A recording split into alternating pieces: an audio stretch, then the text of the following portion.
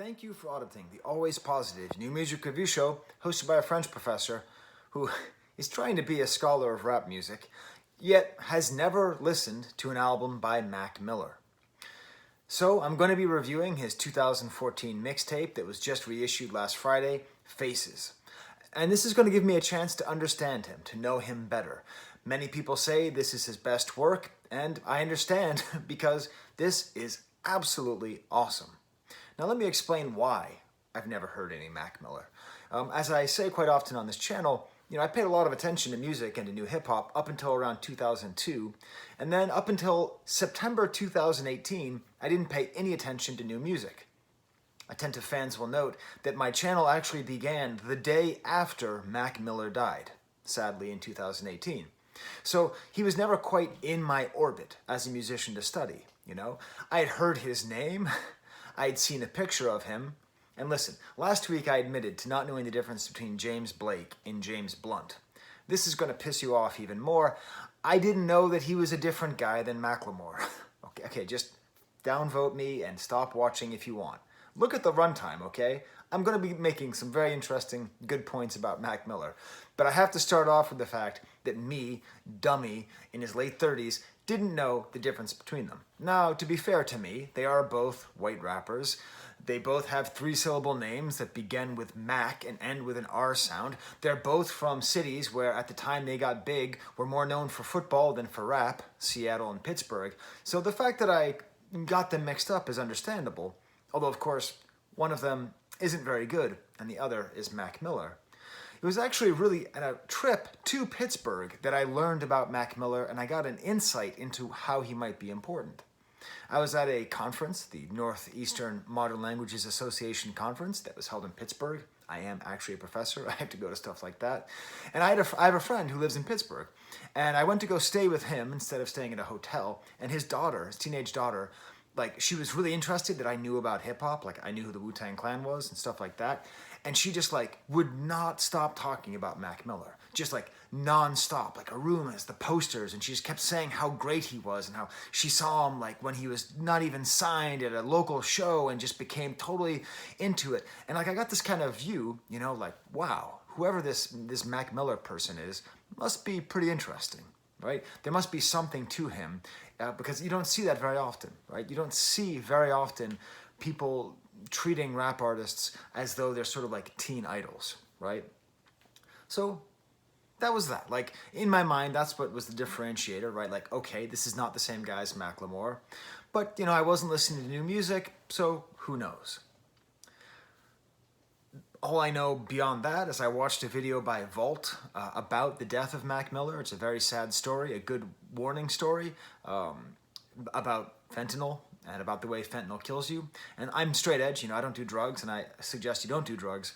But just if you do drugs, you should just be wicked, wicked afraid of fentanyl. It's all over the place, and it's killing people like it's a mass murderer, okay? It's soon to be Halloween.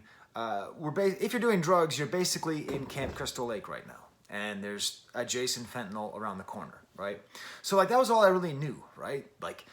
My friend's daughter is an absolute super fan, and he died this tragic death. So I've got this great chance now to give, my attention, my thoughts, my insights into this album. It's a tough listen, because I know how much he means to people, and I know how he died, and the entire album reads like a suicide note 4 years before he dies. How many times does he talk about dying and should be dead? And the whole album starts with I should be dead. He talks all the time about overdosing, about mixing uppers and downers, right? Of course, he never mentions fentanyl, which was the thing that killed him, of course. But it's this weird thing where I wonder, and I don't know if this is true, but I wonder if it was the drug thing just initially to try to have something to rap about, to make himself interesting, to make himself feel edgy. It's one of the problems with hip-hop is that you need a lot of words, you need to talk about a lot of stuff. So if you're not going to make stuff up, if you're not going to make up being a gangster, if you're not going to make up a bunch of other stuff, you have to sort of find a thing. I think that's why a lot of rappers end up doing sort of boring misogyny or boring drugs, right? So I don't know. Or is it most often, right, that any song about drugs is actually a song about depression, right? Any song that seems to be glamorizing drug usage is actually talking about self-medicating depression, whether it be Velvet Underground or Mac Miller. I don't know. I will say that I was blown away by just even the first listen. I became a Mac Miller fan. Just him, his voice, his flow. He has this insouciance. He has this like calm about him. He has this charisma. It's crazy. You know, I mean, very few rappers have that. Like I love, like my favorite rappers don't have that, right? Like when you hear Ghostface Killer rapping, you're not like, gee, I want to hang out with this guy. This guy's fascinating. But Mac Miller has that like, I'm gonna say it, like Tupac level charisma. Just in the flow and the ease with which he speaks and he rhymes. And he has talent to back it up. Like he's able to switch his flow from time to time, he's able to sing, he's able to rap, he's always very interesting. The thing that I realized beyond the drug usage is what must make him such a popular figure to people is he's constantly inviting you. Now, it's not like The Weeknd, where The Weeknd's inviting you to destroy your life with him. Mac Miller is more inviting you to watch him destroy his life. Inviting you in, the line is, welcome to the dark side of my bizarre mind. That appears to be the basis of the entire album, and I would assume his entire oeuvre, right? That's what he's doing. That's how people feel so close to him. Because he's not just blowing up, right? Like, you know, Old Dirty Bastard was very clearly not long for this world, right? And the way he rapped, the way he talked, very kind of weird suicidal vibes off of his music as well, not as directly. But you didn't feel like he was like welcoming you into his disturbed mind. Where all the way throughout this album, the ease of the flow, with the intimacy of the lyrics, and even if he's just talking about doing drugs, which again, drugs I generally find to be quite boring, still, like, it doesn't feel like it's a drug album. It feels like it's a depression album. And it's very, very engaging. I understand they call this a mixtape, you know, so that means in theory it has less, I don't know, less cohesion than a normal album, or less of a grand scheme. But if that's the case, I would hate to see what his albums are like, because this album feels very orchestrated, very well curated. I'll get into that later. Another thing that I think is at the heart of what must make Mac Miller so interesting is he's very interested in comedy. I mean, he quotes Bill Murray here. He talks about a story with Kevin Hart. He says how he thinks of himself like Louis C.K. and like Eric Andre. I think that's it as well. He's somebody who's thinking about comedy, and the way that he mainly uses his comedy is with this weird self-deprecating humor, where he calls himself stupid, talks about self-medication. He makes it clear that he knows that he's making mistakes, but he's going to keep making them anyway. And he's able to just sort of like use these words throughout the album to sort of put himself down. That is just, that must be part of the engagement, right? That must be part of why you can so quickly become a Mac Miller fan as I have become right now. And feel free to tell me in the comments too, where do I go next for all of his work, you know? Or is this just good enough? Is this just a good enough representation? Production-wise, astoundingly, he produces most of the album himself under a nickname, Larry Fisherman. Larry Fisherman, sorry. And all the way throughout, the production is very jazzy, very interesting. He's very good at using like guitars, bass, and drums, and like using them in an interesting way. This album works very well with headphones, listening very carefully. It works very well while kind of walking around the house. Nothing production-wise, I'm going to lower this a little bit. Nothing, I'm not going to edit that. I don't edit. That's a little bit better. Isn't it better? Okay. Production-wise, there's nothing like mind-blowing, but it is all so consistently good. And it sets this great sort of somber, yet exciting and interesting mood all the way through. So let me give you an example. For each album I review, I give you my homework, my stamp, my song of the album. The song I think that's the best example is probably not one of the biggest hits off the album, but my personal favorite song, Ave Maria. I'm going to include a link to it up there. You can click on it, listen to it, and then come back if you want. It's self-produced, and he's the only person rapping. I am in love with music when one person can make it. A beautiful beat with a great stutter step. He does a lot of great, like it goes into the beat with like a slight stutter step. It reminds me of like old like Marley Marl production, you know, just like da-doom, da-doom, da-doom. Just I love that feeling. Great guitar and bass all the way through. Like the guitar and bass even changes at times. He's using a drum with the snare not engaged, so instead of bang, it's dum. A very clear beat. And at a certain point, the chords even change underneath him, and this goes really well with this slightly sing-songy flow. Little details like the hi-hat sound changes at a certain point to being opening and closing. All the way throughout this verse, you just listen carefully, and it's insane the level of detail that he's putting into this production. Under the pseudonym Larry Fisherman, not Fishman. The chorus switches over like a rock and roll beat. The chorus switches over to a ride cymbal. This is like an old trick that drummers do, right? To differentiate the beats. He switches over to the ride cymbal. The bass gets louder. The guitar goes away, and this organ takes over. Gets a little bit, the drums get a little bit looser, a little more interesting, a little more jazzy. That repeats, and then we get the outro with some backwards sounds, what sounds like almost like random bass, and a very cool drum beat. So that's all of the music that's going on here that he's making by himself, right? It's a little bit hard to square up the image that he gives of himself as this like loser in sweatpants who's always just geeked out of his brain with someone who's capable of making music this nuanced and this good. But I guess that's a contradiction that is part of what must make him such an intoxicating figure to love. And then we get to the lyrics, right? First of all, his flow is great. He's relentlessly attacking the beats. He starts right off the bat talking about not feeling his legs. I assume that's a drug thing. Then talks about his Jewish mother marrying a Christian man. Then he goes into talking about being an insomniac, which is a repeated theme throughout the album. As someone who has suffered with some sleep issues myself, I relate to that, although probably his recreational drug usage isn't helping the insomnia. And then just a good example of the kind of lyrics he throws out here. An astronaut who's blasting off into the star galactic on top of Saturn, foxtrotting with velociraptors. The dino aliens invited Earth so they could feed on hypochondriacs. Sort of bizarre, far out there psychedelic lyrics. But when it's put in the middle of something where he talks about his mom's decision to marry outside of her religion, and then after followed up with a meditation on white privilege in society, that's white America for you. We are all that matters. Right? Like, it's this great combination of weird, druggy, goofy lyrics, and then very personal meditation, weird, druggy, goofy lyrics, very insightful social observation about his own place in the dominant hierarchy. And then just jokes like bad apples, like unemployed Macintosh losing jobs, like losing Steve Jobs and unemployed Macintosh and bad apples, all very funny. And then we get to this chorus, which is great because it's like a release from the relentless attack of the chorus.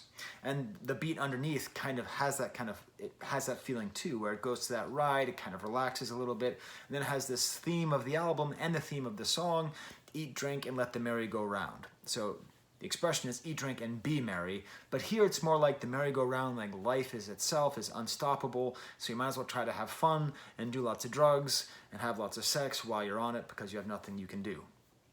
You're sort of stuck on the merry-go-round. The second verse has all these little personal notes. Again, he talks about killing off monsters ever since I was a Sabra. I had to look this up on Lyric Genius. He went to like a camp in the summer, what it appears to be like a fairly typical Jewish summer camp, you know, which is a great institution in America. So he's like referring to himself as like the lowest level of camper. That'd be like if I called myself like a Rough Rider. I went to cowboy camp, and that was the lowest level. If you were a Rough Rider, eventually I had to make it up the top hand, you know? Like, it's just kind of this funny, this mixture of these great global references, these druggy references, these personal references, these religious references. He then talks about his love of sleeping with black women, and then he has this great line, all my life they said I doesn't belong. Just a perfectly delivered line. The fault in syntax is intentional, it is gorgeous. They said I doesn't belong. They said I doesn't, just try saying that at home. They said I doesn't belong. That's a killer. That's a line that's just, he must have just, he wrote it, and then just, it's perfect. They said I doesn't belong. Get out of here, cousin Larry Fisherman. And then the outro is this whole question of, have you found a way out? This appears to be what he's searching for, a way out, right? Which unfortunately he found accidentally through the fentanyl, right? He talks about travel and drugs and all this, but ultimately he hasn't found a way out. So that's a sample of the album. I think the rest of the album is pretty well reflected in this, but I'm going to go through the rest of it fairly quickly, even though it is an extraordinarily long album. I almost didn't review it, because like I've been doing a lot of videos lately, and I'm from Boston, and the Red Sox are in the playoffs, and I'm having fun listening to sports radio, and I'm like, do I have to take this time? I'm happy that I did, though. Like, oh my God, this album is so good. Like, I now get it, right? I feel like I get the Mac Miller now, just understanding this. So the first track is called Inside Outside, produced by Thundercat, a producer I like very much. Very jazzy, sets off the jazzy tone that's going to be here. Just the drug-addled, likable guy starts off right here. All my homies are philosophers. That's a great line. Here We Go, produced by Drew Bird. Kind of like a bragging song with a great muted horn beat. Again, quite jazzy. An example of his writing style and this play with words is the following line. Hardest working person in the universe. I feel like you could use this to practice like before public speaking. You know, like how now, brown cow. Hardest working person in the universe. Hardest working person in the universe. There's a rhythm and a strength and a sonority, like a little rhyming feeling in between those words. It's a good example of his extreme capacity to manipulate language. At one point he says, if I ain't in your top 10, then you're a racist. I think that's true. You know, it's a thing I have to grapple with on this channel. I grapple with a lot, right? I have a huge bias against white rappers. I always have. Is it because I grew up being tortured by the Beastie Boys' first album? Even though I like the Beastie Boys, the first album was oppressive when it came out. Is it because when I was in middle school, Vanilla Ice came out? I don't know why, but in order for me to like a white rapper, I have to work super hard to get over my bias, right? And ultimately, any racism is all racism, and any racism like that hurts everyone, not just white rappers. So I think that's fair enough. I think that's probably why I didn't actually listen to him. That's why I didn't give him a chance. If you look in the frame right now, you will see a reference to an older video of another white rapper that I slept on for too long out of this weird racism. But to be fair to myself, I've never reviewed properly MF Doom either. I don't know anything about MF Doom except that people go crazy over him. And I haven't had an excuse to really analyze his work because I only listen to new music now, you know. So it's not a one-way thing here. Next song is called Friends. The first song produced exclusively by Mac Miller. Nice jazzy beat. This is where he tells a story about meeting Kevin Hart, but Kevin Hart not remembering it. It's a funny sort of like thing. You get the sense it's a very real story. I get the sense that most of the stories he tells are real. That must be another thing that makes people like Mac Miller so much. A great like self-deprecating thing where he talks about wanting to get his hair done like Allen Iverson, but his hair's too short. Kind of funny like that. A hook is on here, which is like Miller, Mac, Miller, Miller, Mac, Miller. This guy could write hooks everywhere if he wanted. This is a great hook, but the album doesn't have a lot of hooks. I don't know. There's like one song where he sings and one song with a hook. And I think he's sort of showing off, just so like, I could do this, but I'm not going to do it every time. Falling in love is like an orgasm. You never know when a girl is faking. It's just a funny line. A funny and sad line. Next song, Angel Dust. I don't know, you know, how does old straight-edge, middle-aged man listen to a song that's talking about how great it is to do Angel Dust? I don't know. It's a great song though, more jazzy beats, kind of a funky verse, but it's hard for me to listen to something that is glorifying something that has hurt so many people. The next song, Malibu, seems to be a continuation of that. It's sort of like an idea of like waking up in Malibu, it seems. I will probably die before I detox. It's another one of those lines that sticks in your head. Another line, have you ever seen someone suicidal with a smile? That's where you are here. Except, hey, Mac Miller, I don't see you smiling. I don't hear any smiling in this. I like that, like Kafka up there. That's how I see Mac Miller. I don't see him smiling. There's like no joy. This is a very sad, dark, deep, laborious album. Now, it brings you joy to listen to, right? I am happy when I listen to this album because good music makes me happy. Good rapping makes me happy. But the person here doesn't seem like he's smiling. I don't know. What Do You Do? Again, produced by him. the beat is awesome. It's like falling apart. It starts off with him sort of naming these instruments and just kind of falls apart. With another kind of hook at the end, Let Me Off at the top, a guest appearance by Sir Michael Rocks, which is fine, but I don't think necessary. It Just Doesn't Matter starts off for that Bill Murray quote, kind of funny and weird, a nice and kind of personal flow. The next song is called Therapy. I'm skipping it. It's a fine song. This album's too long. I'm not going to talk about every single damn song. Tell me in the comments why I shouldn't have skipped Therapy. Professor Sky, you dummy, you really should have reviewed Therapy. Fortunately, I'm not going to skip Polo Jeans, produced by and featuring Earl Sweatshirt, which is just great. Just a chunky, staggered beat, and a great example of the best style of Mac Miller's druggy flow. Yeah, no F's when I go nuts, give no F's when I go nuts, cause I smoke dust, overdosed on the sofa. Just like they'll play with words like nuts and dust and F word and dosed and sofa. Just a beautiful line. Kind of a boring list of drugs, the rest of it. But I really like, what I find interesting is the way he posits himself and the trajectory. A couple times he talks about how he should have just stayed with weed, or people thought he should have. You know, when I was growing up in the 80s and 90s, we were taught to be really afraid of two things: sex and drugs. Sex, you were going to get AIDS. If you even looked at a woman without a condom on, you were going to get AIDS. I'm telling you, it was terrifying. And drugs. I was convinced I would go to a party and someone would put crack cocaine in my Sprite and I would die the next morning. I was positive if I ever even looked at cocaine, I'd be Len Bias and I'd be dead. If I ever did acid once, I'd be Sid Barrett in an insane asylum. So I think it's interesting because part of what I grew up with was this sort of lie that all people who use marijuana are just about to fall down the rabbit hole and start doing everything else. This song actually highlights that for a lot of people that is true. You know, I think the way to say it is marijuana is a gateway drug, except when it's not.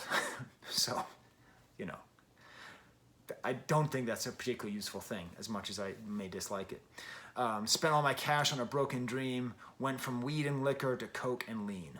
So handsome in my polo jeans. So really just this self-deprecating sad sack position. And Earl Sweatshirt's flow is great. He has a similar flow, but not the same to Mac Miller, and it just goes great here. Happy Birthday is just this great anti-birthday song. It's about a guy who's afraid of his own birthday party, so he's like staying in the basement doing drugs instead of going upstairs. A cool kind of West Coast funk reinterpretation of the Happy Birthday song.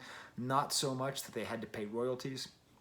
You don't have to pay royalties, by the way, anymore on Happy Birthday. The copyright expired. So happy birthday to you.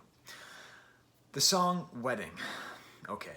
This is my biggest problem with the album.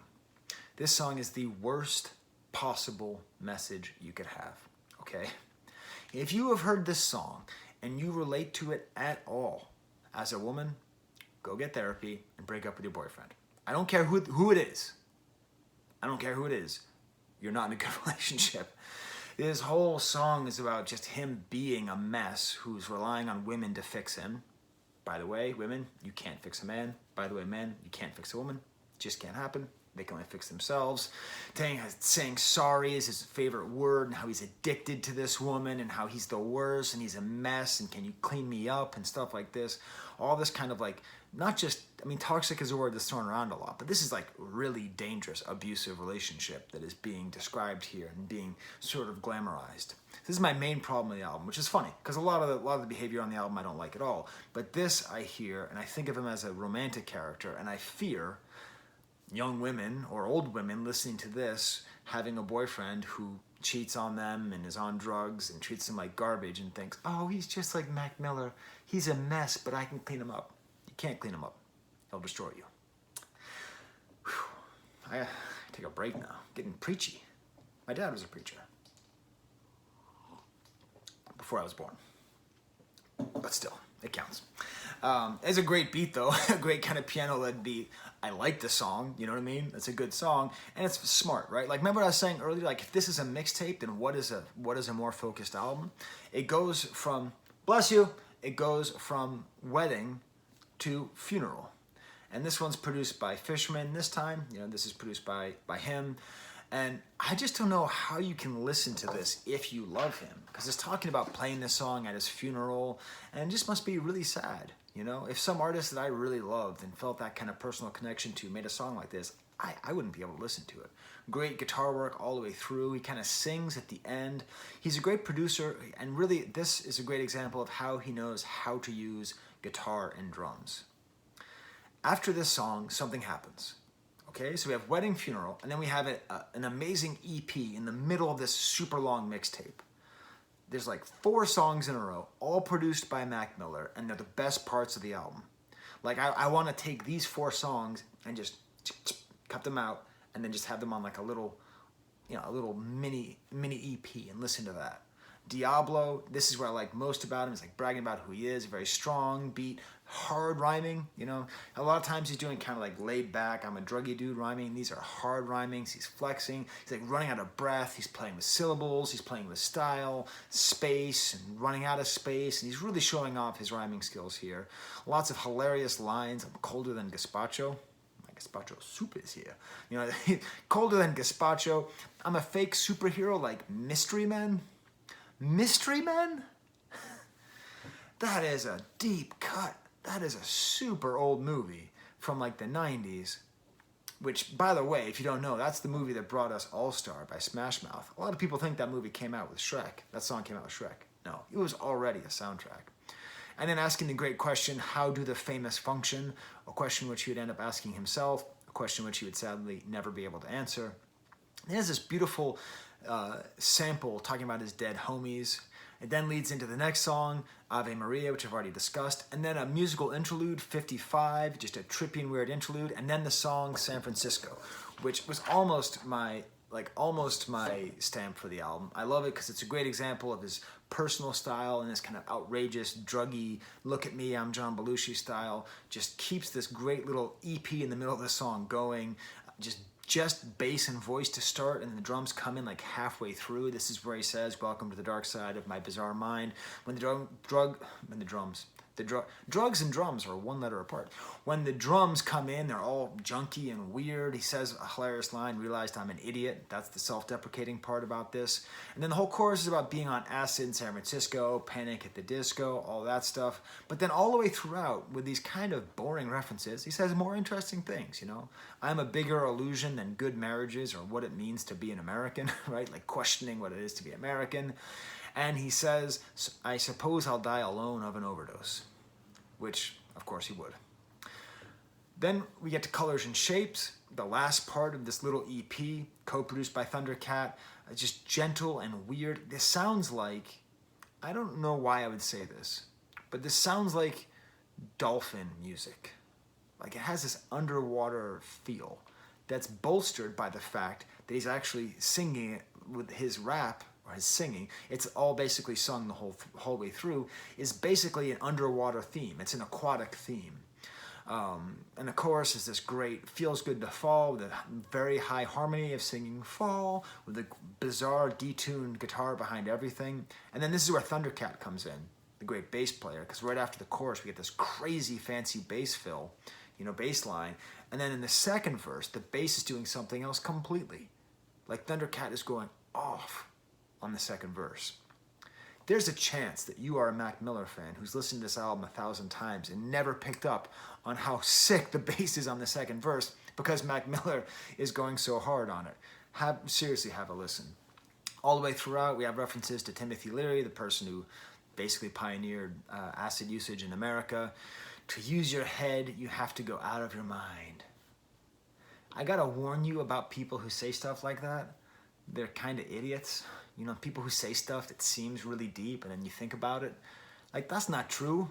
You don't have to go out of your mind to use your head. You don't have to. It sounds smart, but it's not, okay? Don't fall for it. You fall for that, you're gonna think that Bono is a great lyricist, okay? Just like saying things that are kind of opposite and acting like they're the same, you're gonna fall for that scene in the movie where the villain says to the good guy, we're not so different. Like, just take it easy. Yeah, you are different. Yeah, you're the Joker and you're Batman. You're totally different people. All right. So that's the end of this EP. And like I said, there's a real structure to this album. So you have the wedding, funeral, and then this little EP of self-produced stuff. And then we have like a 3-song suite with guest appearances.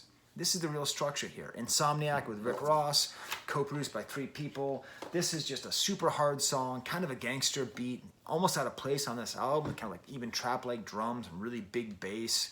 A cool weird sample cuts out before the chorus. Like this song just feels like a total party jam. A great line about being an insomniac. I don't know what I got a mattress for. I really do suffer from insomnia quite often. I wake up like in the middle of the night and then I start thinking about dying and not existing. I don't know why. Just the thought about not existing really bothers me. But like, I won't know I don't exist, so why do I worry about it? Still, this is what happens to me at night. And I love this idea of why do I got a mattress for? Like, that's how I feel. Because like when you got insomnia, you're just like, I just want to just not exist, you know? And I think that's an interesting theme, a very interesting theme throughout this album. More interesting than the drugs, but much less prevalent. And then Rick Ross is on here. Rick Ross is like an instrument. Like, you just plug him in and he's good. He just does what he does. Always the same style, always the same flow, always the same presence, but that presence is always good. It's sort of like on indie rock, whenever they bring in like a horn section at the end of a song, and you're like, oh, that's just sweet. Rick Ross is like a perfect horn section. Next song, Uber, featuring Mike Jones. Who is Mike Jones? Self-produced here, but cool, weird, dreamlike loop. Almost sounds very East Coast. A lot of this album sounds West Coast, I think probably because he lived in Los Angeles. A great question, who put the spiders in my applesauce? I already don't like applesauce because Mom used to crush up my asthma medicine and put it in the applesauce. So I always thought applesauce just tasted like nasty pills. But kind of very funny, like, how are you still alive? I can tell you that the devil isn't circumcised. I told you he wants to be a comedian. This is a funny line, implying that the reason he's alive is that he has to perform fellatio on the devil to stay alive. That's how he knows the devil isn't circumcised.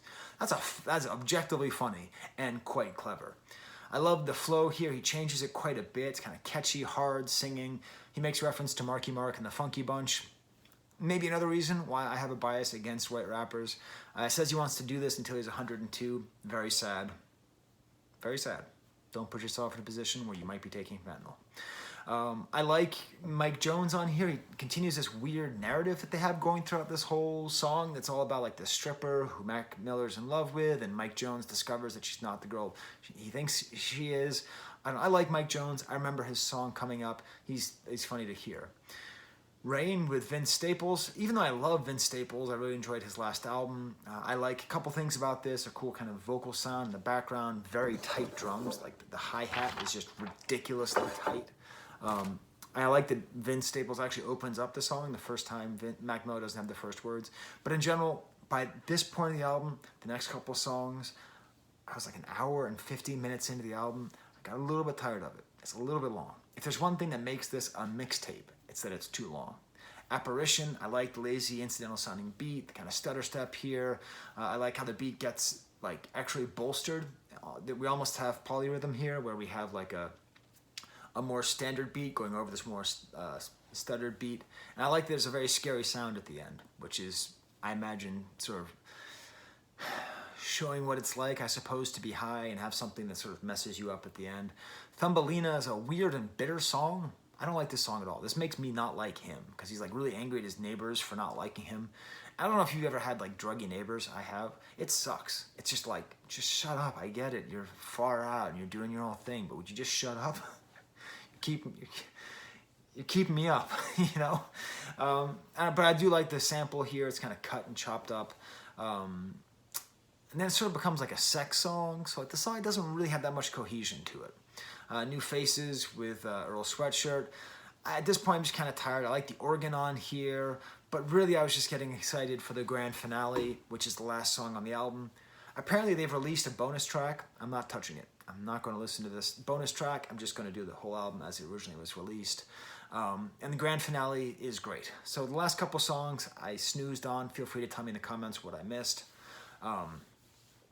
But this grand finale is great. Great echoing drums, the sparingly used wailing electric guitar. At times the guitar itself is doubled or maybe even tripled. Very simple drums. The drums aren't as interesting as the rest of the album. It's my only real problem. But again, more like macabre lyrics. talking about bury me in Allegheny County, which sadly enough is where he would be buried. Talks very self-deprecating, how he doesn't bathe. He smells like old lo mein. God damn, this guy's funny. That's funny. Like lo mein smells really bad. When I think of people who smell bad, by the way, speaking of onions, I think they smell like onion pizza. I once went to a Grateful Dead concert, and there was this very pretty woman who took my seat. She was dancing in my seat. I was like, that's my seat. But like, you know, I was high schooler, never really talked to girls ever. So I'm like, I'm not gonna mess this up. And so I go to like talk to her, and she smelled so much like onion pizza. I felt like I just stuck my face in a box of onion pizza. So I was like, that's my seat. That was the end of my love story. I like, that's my seat. Even lonely 16-year-old Professor Sky has his standards. And I like the way he presents himself as just a really kind of repugnant, low-down person. Wasted like I'm Joe Namath, referencing the great Joe Namath interview where he's totally drunk. And then the sadness just comes through, talking about how he self-medicates and self-education. And that is what it feels like here. The self-education is inspiring. You see this person who didn't come from much but managed to make a lot of his life, and then he's self-medicating and talking how the world would be fine without me. The clown's got a smile on his face. How long does it take to live a life? Hey, Mac Miller, that's a really good question. How long does it take to live a life? You know, he died at what, 28?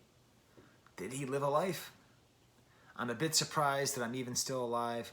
Mixing uppers and downers, practically suicide. That's true. Mixing uppers and downers is very dangerous. Not as dangerous as ever putting yourself in a position to maybe take fentanyl. So there you go. I'm not doing the bonus track. That's my introduction to Mac Miller. I totally get it. I get why people love him. I get why he is a cult figure. I get how he get drawn in. I get how my friend's daughter just thought he was the absolute greatest. I see he's a real romantic figure, you know, a romantic figure of self-destruction. It's very sad that he died. It's very sad because I think there was a redemption arc there. I do. I think he was going to get his stuff together. I think he would have straightened out and made great albums after being sobered up. I think so. I think so. I seriously think it was just fentanyl that did it. I think that's it, because nobody does enough drugs to make up for what fentanyl can kill you. Just nobody. It's like, look it up. It's terrible. I know it sounds like I'm doing a PSA here, but okay. Well, that's my review on Mac Miller. Please tell me what have I missed by not paying more attention to Mac Miller. And until next time, there's the camera.